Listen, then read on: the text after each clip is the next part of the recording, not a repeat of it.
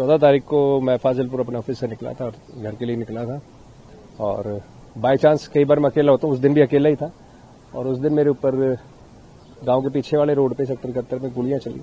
जो एक व्हाइट गाड़ी में आए थे जिन्होंने पहले ओवरटेक किया तो मैंने ध्यान नहीं दिया क्योंकि नॉर्मली आगे ली थी, बट जो पीछे देख रहे थे सारे तो मेरे को थोड़ा सा अंदाज हो गया किसी ने पहचान लिया तो उस तरीके से देख रहे। आगे जाके उन्होंने गाड़ी अड़ाई और फिर बिल्कुल ओवरटेक करके गाड़ी आगे से रोक के अपना रोड ब्लॉक करके उन्होंने उतरते ही फायर भागते भागते फायर शुरू करे। मैंने गाड़ी पीछे भगा ली। उस दिन का तो ये रहा। गनमैन सर मेरे 20-25 दिन पहले इस इंसिडेंट से वापस लिए गए थे और उस 20 दिन के बीच में मैंने अपनी पैरवी करी थी। मैं अपना कमिश्नर साहब से मिला था, उनसे भी रिक्वेस्ट करी थी कि इसमें देखे, तो उन्होंने रिव्यू के लिए हमारी भेजी हुई थी। तो अभी कावड़ में वो बिजी थे तो उस दौरान मैं 2-3 बार मिला हूँ तो उन्होंने कहा था कि रिव्यू करा के जो भी होगा हम जल्दी कराएंगे। और प्राइवेट सिक्योरिटी उस दिन मैं बता रहा, मैं कहीं दूर जाना नहीं था, कहीं मीटिंग्स नहीं थी, कहीं शोज पे नहीं जाना, तो मैं अकेला ही था। स्टाफ को भी रेस्ट देना पड़ता है। मेरे एक स्टाफ की शादी थी, वो वहां पे गया हुआ था, तो घर तक जाना है, चलो नॉर्मली चल देते हैं, अकेले चल देते हैं। उस समय मेरे को समझ में नहीं आया कि हुआ क्या है, किसने किया है। मेरे को तो पहले वाले ही थे जो भाई सिद्धू मूसेवाले के टाइम पे हमारे ऊपर उस टाइम पे भी जो अपना धमकियां आई थी कि उसी में से कोई रिलेटेड होगा, क्योंकि उस टाइम पे हम सिद्धू भाई के मामले में खुल के बोले थे। इंडस्ट्री में शायद कोई इतना बोला, हरियाणा से तो कोई इतना बोला नहीं था, मैं सबसे ज्यादा बोला था, ज्यादा बातें रखी थी, मीडिया के सामने कड़े शब्दों में निंदा करी थी, गैंगस्टर्स को काफी चीजें बोली थी। तो उस टाइम पे धमकी आई थी, वही चीज मेरे को लगी थी इस बार भी पर इसमें नए नए एंगल्स आए थे। उस दिन रात को एक कॉल भी आया था तो पुलिस के संज्ञान में पुलिस के सामने आया था, जिसमें भी पंजाबी में धमकी दी गई थी। बाय नेम आ रखा है मेरे पास, तो समय आने पे मैं दिखाऊंगा। मैंने पुलिस को मैंने ही मना किया था कि सर इस पे भी आप इन्वेस्टिगेट करें, मीडिया में ना करें, क्योंकि ऐसा होता है कि मीडिया में जाने के बाद और कॉल्स आने लग जाते हैं। सर इसमें नए नए एंगल आए हैं, जिसमें से एक एंगल ये भी आया था।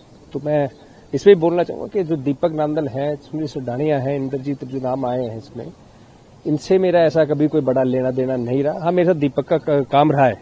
आज से 3 साल पहले हम अलग हो गए थे, 3 से 4 साल पहले। मेरा सारा काम वही देखते थे। जो लेबल से पैसे आते थे वो भी उनके अकाउंट में आते थे। वो कह रहे हैं कि मैंने इनको स्टार बनाया है, मैंने इनके ऊपर 5 करोड़ खर्चे हैं और मैंने अपने सब कुछ लगाया है। तो भैया मेरे ऊपर लगाए लेबल्स ने, टी सीरीज ने, जी म्यूजिक ने, वाई हिल ने, जितने भी मैंने गाने करे हैं उनकी सारी पेमेंट्स हमें लेबल्स ने दी है। आगे जो खर्चे हुए उन्हीं में से खर्चे हुए हैं। आज तक ऐसी कभी हिसाब का किताब की बात नहीं रही। मैंने अपने घर बुला के हिसाब करा हुआ है और फिर भी लगता है कि भाई मेरे ध्यान में ना उनके ध्यान में। पहली बात तो 5 करोड़ छोटी अमाउंट नहीं होती, सबके ध्यान में होती है। उनको लगता है तो मीडिया के माध्यम से हिसाब बना के भेज दे, क्योंकि हम तो छोटी छोटी चीजों का हिसाब रखते थे, 100 से लेके लाख तक का भी। तो उनके पास सारी चीजें लिखी होंगी, वो भेज दें, उसके बाद मैं भेज दूंगा। अगर उन्होंने ये काम कराया तो बहुत गलत कराया, इस तरीके की तो हरकत नहीं करनी चाहिए। लेकिन हाँ सर, मेरे को नहीं लगता है उनने किया है, लेकिन हाँ मुझे लगता है कि डीफेम करने के लिए उन्होंने पोस्ट जरूर डाल दी होगी कि उसको डीफेम करा जाए और अपना ठीक करा जाए। क्योंकि जब 2 पार्टनर्स अलग होते हैं और एक का काम ठीक चल रहा है और एक देश छोड़ के कहीं गलत गतिविधियों में हो, तो वो कोशिश करेगा कि भाई इसको डीफेम करे, इसका काम खराब हो, इससे जितना हो सके मीडिया में गिराए। आर्म्स के लिए भी अप्लाई किया था आपने? जी सर, मैंने आर्म्स के लिए भी अप्लाई किया था और इस इंसिडेंट से हफ्ते पहले ही किया था। सर हर इंडस्ट्री को टारगेट किया जा रहा है आज के टाइम में। तो जो भी बंदा जिसके पास भी पैसा उसे टारगेट किया जा रहा है। नए नए तरीके आ रहे हैं। अब ये फिरौती मांगने का नया तरीका है।